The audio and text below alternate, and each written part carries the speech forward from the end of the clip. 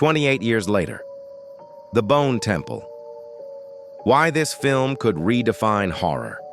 The world of 28 Days Later is officially coming back, and this time it's darker, older, and far more unsettling. 8 years later, The Bone Temple isn't just another sequel.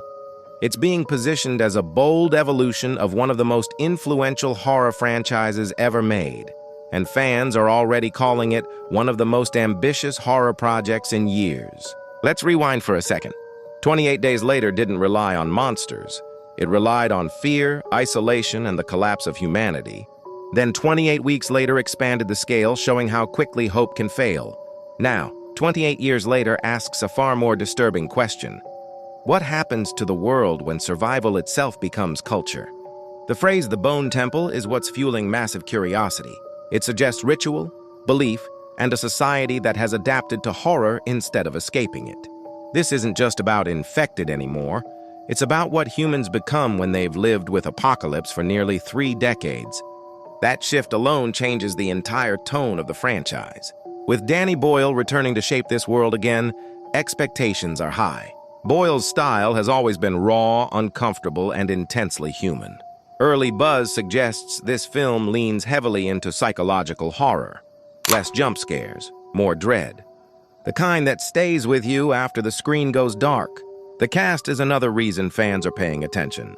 Ralph Fiennes brings an unsettling authority that fits perfectly in a world built on fear and control. Jack O'Connell, known for emotionally intense performances, adds unpredictability.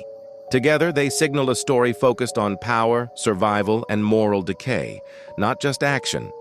What makes The Bone Temple especially interesting is how it reportedly explores belief systems after collapse.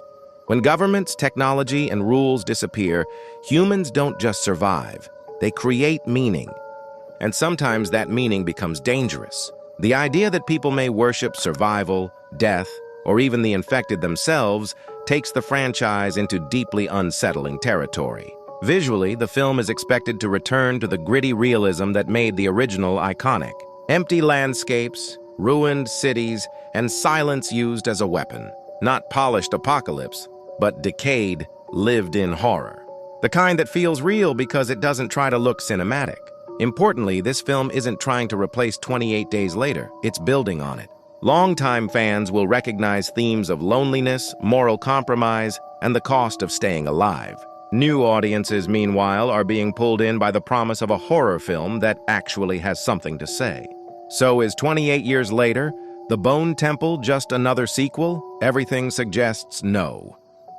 This looks like a story about time, how horror evolves, how humans adapt, and how survival can slowly turn into something unrecognizable. If this film delivers on its ideas, it won't just revive the franchise. It could redefine what modern horror looks like: intelligent, disturbing, and painfully human. And that's why fans aren't just watching this movie, they're preparing for it.